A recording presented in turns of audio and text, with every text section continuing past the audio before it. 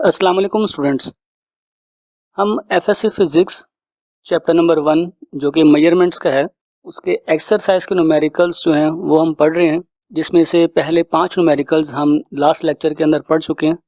तो अब हम स्टार्ट करेंगे नेक्स्ट न्यूमेरिकल से। तो वीडियो को स्टार्ट करने से पहले आपसे छोटी सी रिक्वेस्ट है कि आप चैनल को सब्सक्राइब ज़रूर करें और इन लेक्चर्स को लाजमी लाइक किया करें। तो स्टार्ट करते हैं न्यूमेरिकल नंबर 6 से। What are the dimensions and units of gravitational constant in the formula?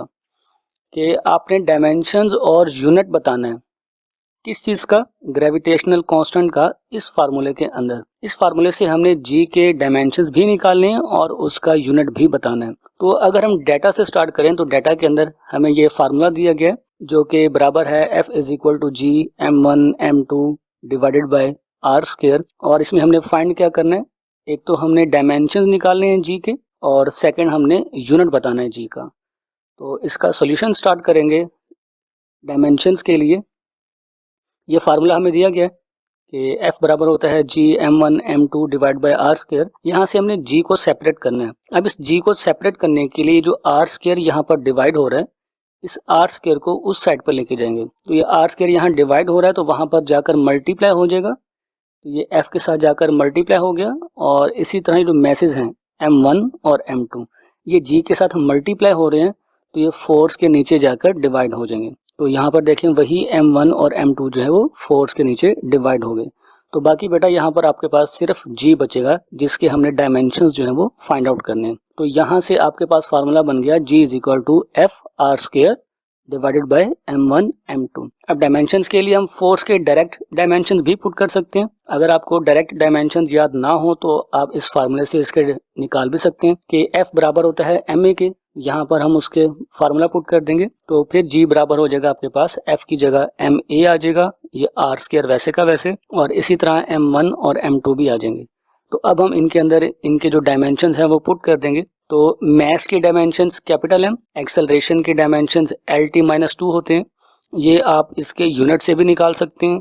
इसके अलावा हमने ये टॉपिक के अंदर जब हम डायमेंशंस का टॉपिक पढ़ रहे थे तो वहाँ पर हमने इसके डायमेंशन निकाले भी थे। तो अगर आपको ये डायमेंशंस याद नहीं है तो आप वो लेक्चर जाकर चेक कर लीजिएगा। तो एक्सेलरेशन के डायमेंशंस LT-2 थे। इसी तरह r जो है वो रेडियस लेंथ के मीनिंग्स में आता है क्योंकि रेडियस का यूनिट भी मीटर होता है और लेंथ का यूनिट भी मीटर होता है। तो इसलिए हम r के डायमेंशंस को l से लिखेंगे। अब r का स्क्वायर है तो फिर l का भी स्क्वायर हो जाएगा। और इसी तरह ये m मैस है, मैस के अगेन डायमेंशंस कैपिटल M और ये भी मैस है तो इसका भी डायमेंशंस कैपिटल M आ जाएगा। तो अब हम इसको सॉल्व कर लेंगे। तो जब आप ये सॉल्व करेंगे तो ये एक m इस m से कैंसल आउट हो गया तो एक m बचेगा। ये जब m ऊपर जाएगा तो ये -1 में कन्वर्ट हो जाएगा। इसी तरह ये l स्क्वायर है, आप इसको l से मल्टीप्लाई करेंगे तो ये l क्यूब में कन्वर्ट हो जाएगा और t आपके पास वैसे का वैसे आ जाएगा -2। तो फिर यहाँ से इसके स्टूडेंट्स डायमेंशन बन जाएंगे m-1 l क्यूब और t-2। इसी तरह वही फार्मूला मैं दोबारा लिख रहा हूँ इसके यूनिट निकालने के लिए कि g बराबर था एफ आर स्क्वायर, ये r2 नहीं ये r स्क्वायर है, और डिवाइड कर देंगे m1 और m2 से। तो यहाँ से हम इसके यूनिट्स पुट करेंगे। तो फोर्स का यूनिट न्यूटन होता है, डिस्टेंस का यूनिट ये रेडियस एक किस्म का डिस्टेंस है, इसका यूनिट मीटर और उसका स्क्वायर आ जाएगा क्योंकि फार्मूले में उसका स्क्वायर था। तो ये मैस इसका यूनिट भी किलोग्राम और ये भी मैस तो इसका यूनिट भी किलोग्राम। तो फाइनली इसका जो यूनिट बनेगा वो बन जाएगा न्यूटन मीटर स्क्वायर पर किलोग्राम स्क्वायर। तो फाइनली अब हम इसका रिजल्ट लिखेंगे। डायमेंशन जो थे वो हमने यहाँ पे निकाले हैं इसके, ये डायमेंशंस बराबर हो जाएंगे m-1 l क्यूब t-2 और यहाँ से इसका यूनिट आ जाएगा न्यूटन मीटर स्क्वायर पर kilogram square. Next numerical number 7, show that the expression vf is equal to vi plus at is dimensionally correct where vi is the velocity at t is equal to 0, a is acceleration and vf is the velocity at any time t। तो इस numerical में हमने करना क्या है, simply हमने इस equation को प्रूव करना है कि डायमेंशनली करेक्ट है। हम इनके डायमेंशंस पुट करके इसको चेक करेंगे कि क्या ये करेक्ट है या नहीं है। तो डाटा में अगेन हमें ये इक्वेशन दी गई है कि VF बराबर है VI प्लस AT के, और हमने प्रूव क्या करना है कि ये इक्वेशन जो है वो डायमेंशनली करेक्ट है या नहीं है, ये हमने चेक करना है। तो सोल्यूशन के लिए आपने सिंपली ये इक्वेशन पुट कर देनी है। आप चाहे तो इसके डायरेक्ट डायमेंशन अगर याद हो आपको तो आप वो भी पुट करके फाइंड आउट कर सकते हैं, या दूसरा जो तरीका है वो यूनिट्स की फॉर्म में होता है। अगर आपको इनके यूनिट्स याद हो तो हम यूनिट से भी इनके डायमेंशन जो है वो फाइंड आउट कर सकते हैं। तो आसानी के लिए हम यूनिट्स की तरफ चले जाते हैं। तो अगर मैं इनके यूनिट्स लिखूं तो वेलोसिटी है, वेलोसिटी का यूनिट मीटर पर सेकंड होता है, तो ये भी वेलोसिटी है, इसका यूनिट भी मीटर पर सेकंड होगा। ये एक्सेलरेशन है, एक्सेलरेशन का यूनिट मीटर पर सेकंड स्क्वायर होता है, और टाइम का यूनिट सेकंड जो उससे मल्टीप्लाई हो रहा है। तो स्टूडेंट्स ये सेकंड है इस स्क्वायर के साथ कैंसल आउट हो जाएगा, तो यहाँ पर 1 सेकंड बचेगा। तो ये इक्वेशन आपके पास बन जाएगी मीटर पर सेकंड वैसे का वैसे, ये भी मीटर पर सेकंड वैसे का वैसे आ जाएगा, और यहाँ पर आपके पास कन्वर्ट हो जाएगा मीटर पर सेकंड में। अब हम क्या करेंगे कि इनके डायमेंशन जो है वो पुट कर देंगे। मीटर है, मीटर यूनिट होता है लेंथ का, तो मीटर के लिए एल आ जाएगा। सेकंड टाइम का यूनिट होता है तो वहाँ टी आ जाएगा। इसी तरह ये भी मीटर की जगह लेंथ उसके डायमेंशंस के लिए, और सेकंड टाइम का यूनिट होता है तो उसके डायमेंशंस टी। इसी तरह ये भी मीटर है, तो मीटर लेंथ का यूनिट होता है तो लेंथ के डायमेंशन एल, और सेकंड टाइम का यूनिट है अगेन, तो इसके डायमेंशन टी होंगे।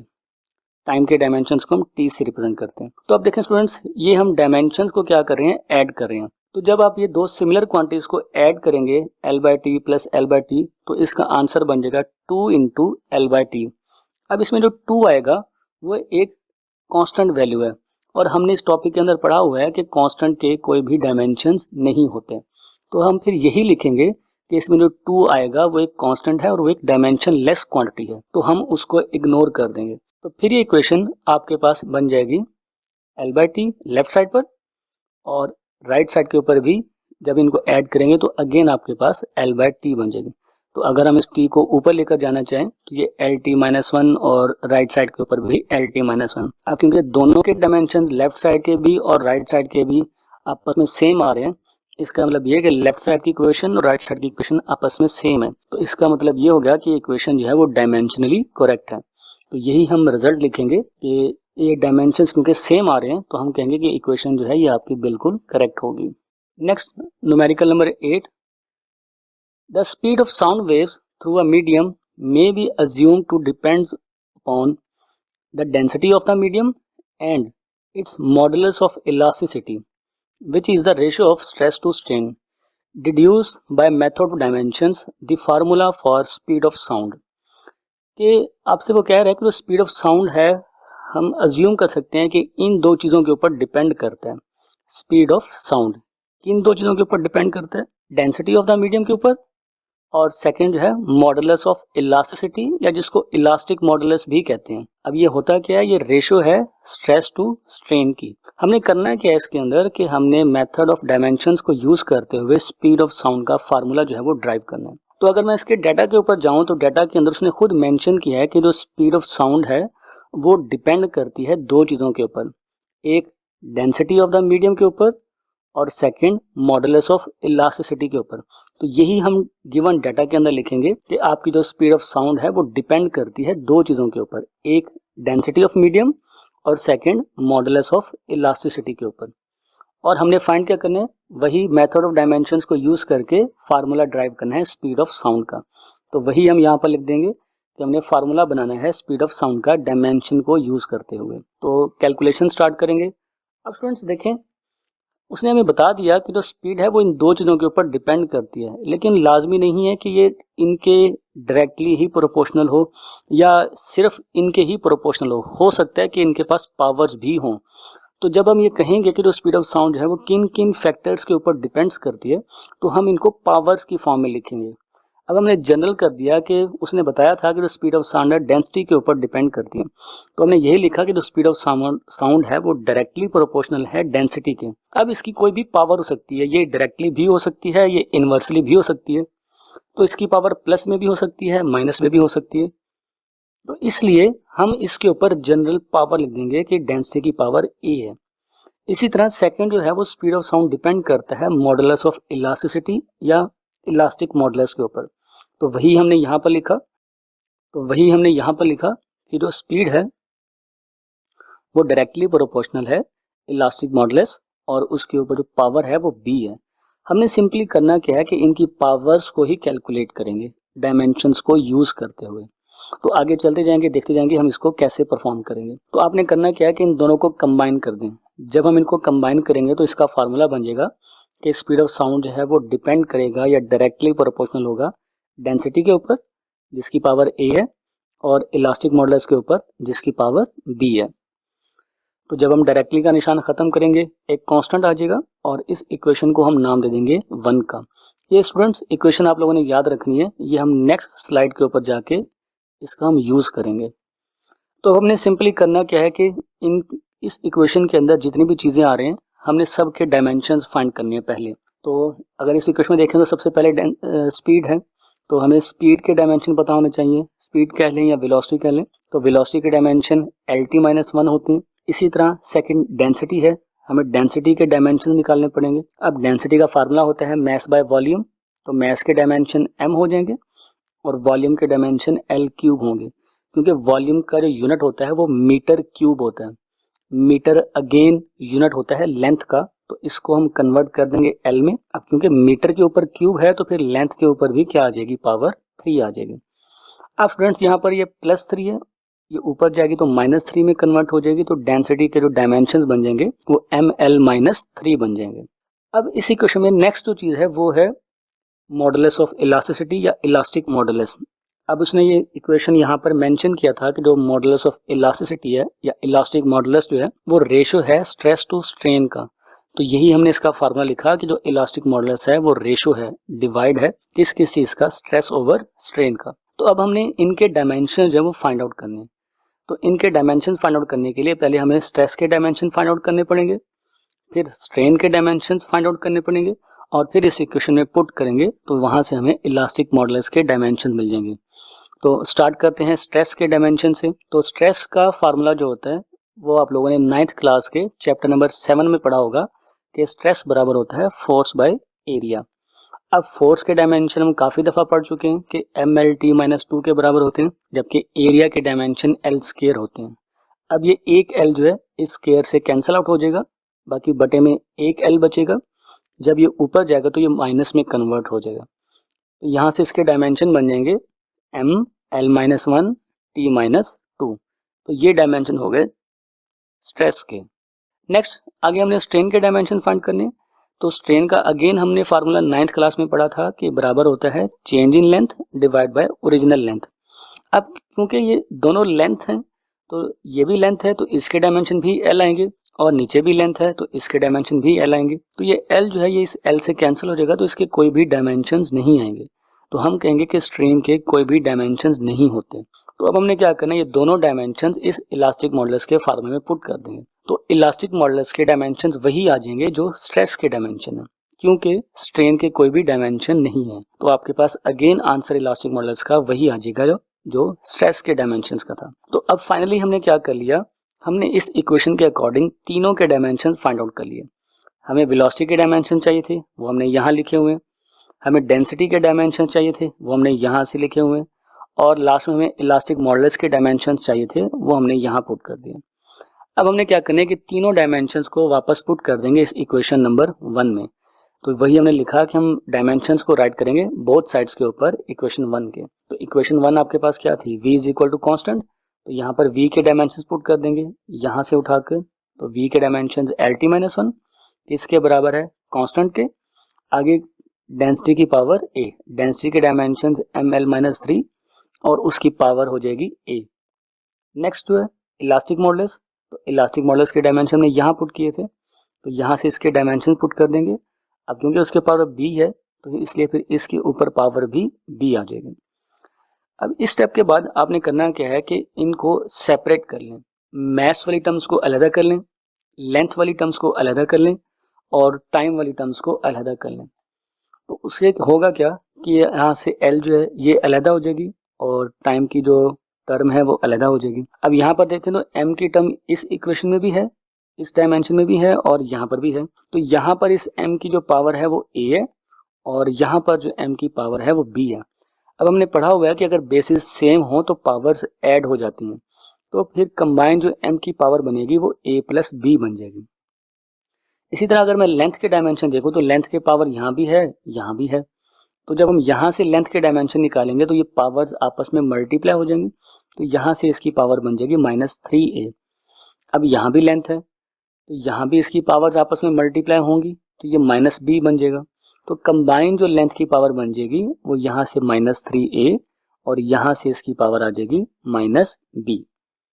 और इसी तरह हम लास्ट में टाइम निकालेंगे। अब यहाँ पर क्योंकि टाइम के कोई भी डायमेंशन नहीं है तो जस्ट यही t है, तो यही t लिखेंगे और ये पावर्स आपस में मल्टीप्लाई हो जाएंगी, तो यहाँ से इसके डायमेंशन पावर्स बन जाएंगी t⁻²b।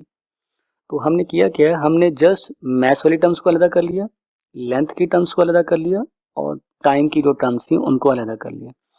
नेक्स्ट स्टेप में हम क्या करेंगे, डायमेंशंस को कंपेयर करेंगे, मैथ्स को मैथ्स के साथ कंपेयर करेंगे, लेंथ को लेंथ के साथ कंपेयर करेंगे और टाइम को टाइम के साथ कंपेयर करेंगे। तो यहाँ पर देखें स्टूडेंट्स, लेफ्ट साइड के ऊपर मैथ्स के कोई भी डायमेंशंस नहीं है, तो अगर यहाँ पर मौजूद नहीं है तो हम इसको कन्वर्ट कर देंगे कि m की पावर 0 है, क्योंकि किसी भी चीज़ की पावर अगर 0 हो तो 1 के बराबर होती है। तो यहाँ पर ना होने के लिए हमने उसकी पावर को 0 कर दिया कि यहाँ पर मौजूद ही नहीं है, जबकि राइट साइड के ऊपर जो m के डायमेंशन हैं वो a+b के बराबर थे। इसी तरह लेंथ के डायमेंशंस को हम कंपेयर करेंगे, तो यहाँ पर लेंथ है तो ये l वैसे का वैसे आ जाएगा और यहाँ से l भी आ जाएगा और उसकी पावर जो है वो -3a -b आ जाएगी। इसी तरह टाइम को कंपेयर करेंगे तो यहाँ से टाइम की पावर -1 और यहाँ से टाइम की पावर -2b। तो अब नेक्स्ट स्लाइड के ऊपर यही स्टेप मैं दोबारा लिखूंगा।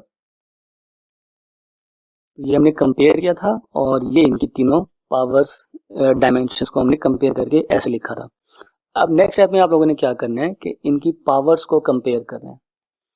तो जब आप इनकी पावर्स को कंपेयर करेंगे तो यहाँ पर m की पावर 0 है और यहाँ पर इसकी पावर a+b है। तो जब हम यहाँ पे कंपेयर करेंगे तो a+b बराबर हो जाएगा 0 के।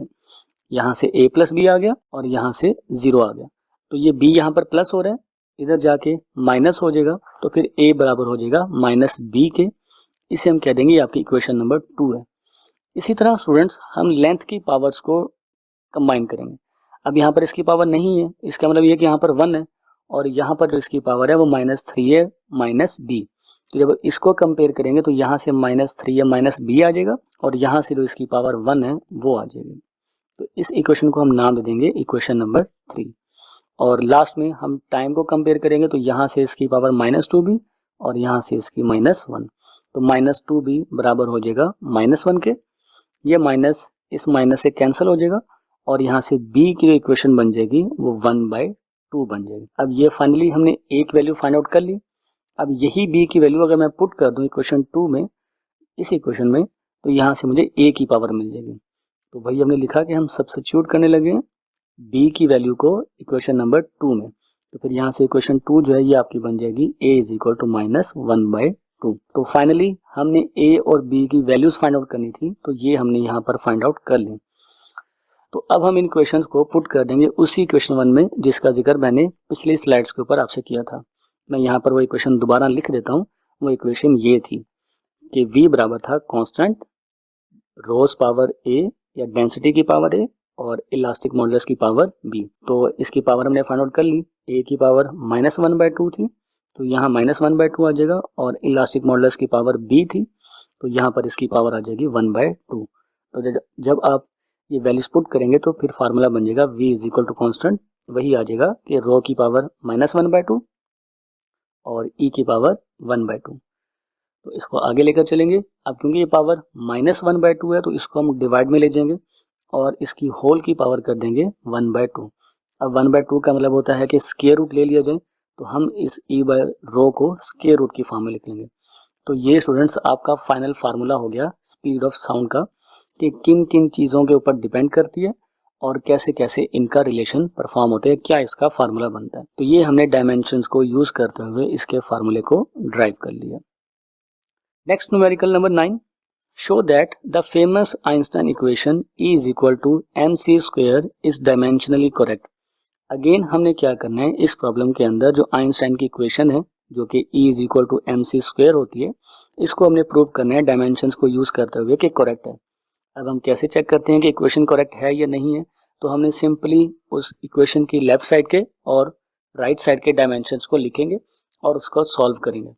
अगर दोनों साइड्स के डायमेंशंस इक्वल आएंगे तो हम कहेंगे कि इक्वेशन ठीक है, अदरवाइज ये ठीक नहीं है। तो गिवन डाटा में अगेन हम वही इक्वेशन लिखेंगे आइंस्टाइन की कि ई बराबर है एम सी स्क्वायर के, और हमने प्रूव करना है कि इक्वेशन जो है वो डायमेंशनली करेक्ट है या नहीं है। तो कैलकुलेशन स्टार्ट करेंगे उसी तरह इक्वेशन से। तो हमने इसमें डायमेंशंस पुट करने हैं लेफ्ट साइड के और राइट साइड के। तो पहले लेफ्ट साइड के डायमेंशन पुट करेंगे, और इसमें जो ई है वो आपकी एनर्जी को रिप्रेजेंट करता है। तो लेफ्ट साइड के डायमेंशन एनर्जी के डायमेंशंस क्योंकि थ्रू आउट सेम होते हैं, तो एनर्जी के डायमेंशन या वर्क के डायमेंशन आपस में सेम होते हैं। तो ई कह लें या डब्ल्यू कह लें, क्योंकि ई भी एनर्जी है और वर्क भी एनर्जी है, तो वर्क के डायमेंशन निकालना ज़्यादा आसान होते हैं। और ये हम पीछे इस टॉपिक के अंदर जब हम डायमेंशंस का टॉपिक पढ़ रहे थे तो वहाँ पर हमने काफ़ी डिटेल से ये डायमेंशन वगैरह सब निकाले थे। तो वर्क का ये फार्मूला होता है W=FD। इसमें वैल्यूज पुट करके भी आप उसके डायमेंशन निकाल सकते हैं, और मैं यहाँ पे डायरेक्ट उसके डायमेंशन पुट कर रहा हूँ एनर्जी के बराबर होंगे mL²T-2 के। इसी तरह अब हमने डायमेंशन पुट करने हैं राइट साइड के। तो राइट साइड की जो इक्वेशन है वो mc² है, तो हमने सिंपली इसके डायमेंशन पुट कर देंगे। तो मैस के डायमेंशन m आ जाएंगे, और c जो है ये स्पीड है, स्पीड ऑफ लाइट। तो स्पीड के जो डायमेंशन होते हैं वो LT-1 होते हैं। अब क्योंकि उसके ऊपर स्केयर है तो फिर इस LT-1 के ऊपर भी स्केयर आ जाएगा। हम इस पावर को अंदर मल्टीप्लाई कर देंगे तो इक्वेशन बन जाएगी m, यहाँ से l का स्केयर और यहाँ से T-2 आ जाएगा। ये पावर दोनों के ऊपर शिफ्ट हो जाएगी, l की पावर भी 2 हो जाएगी और t की पावर भी 2, लेकिन क्योंकि उसके साथ माइनस लगा हुआ है तो ये -2 में कन्वर्ट हो जाएगी। तो यहाँ से अगर मैं इक्वेशंस को कंपेयर करूँ तो लेफ्ट साइड की डायमेंशन भी mL²T-2 और राइट साइड के डायमेंशन भी mL²T-2। तो देखें दोनों के डायमेंशन आपस में सेम है, इसका मतलब ये कि आपकी इक्वेशन जो है वो डायमेंशनली करेक्ट है। तो यही हम यहाँ पे लिखेंगे कि since the dimensions of both sides, दोनों साइड्स के डायमेंशन जो है इक्वेशन के वो सेम आए हैं, तो हम कहेंगे कि लेफ्ट साइड और राइट हैंड साइड जो है आपस में इक्वल है, तो इक्वेशन जो है वो डायमेंशनली करेक्ट होगी। Finally last numerical, suppose we are told that the acceleration of a particle moving in a circle of radius r with a uniform speed v is proportional to some power of r, say r's power n, and some power of v, say v's power m. Determine the power of r and v। कि वो हमें कह रहा है कि जो आपका acceleration है किसी पार्टिकल का वो इन दो फैक्टर्स के ऊपर डिपेंड करता है, रेडियस के ऊपर और स्पीड के ऊपर। लेकिन इनकी जो पावर है, फॉर एग्जाम्पल जैसे कि r है, r की पावर आपने n लेनी है और जो v है उसकी पावर m लेनी है। तो हमने फाइंड क्या करना है, इनकी पावर्स ही फाइंड करनी है, r की और v की। मतलब कि हमने n की वैल्यू फाइंड करनी है और m की वैल्यू फाइंड आउट करनी है। तो इसका सोल्यूशन हम स्टार्ट करेंगे उसी तरह जो उसने मेंशन किया है कि एक्सेलरेशन दो चीज़ों के ऊपर डिपेंड करती है, एक रेडियस के ऊपर और उसकी पावर हमने n लेनी है, और सेकंड वेलोसिटी है उसकी पावर हमने m लेनी है। तो जब हम डायरेक्टली का निशान ख़त्म करेंगे कांस्टेंट आ जाएगा।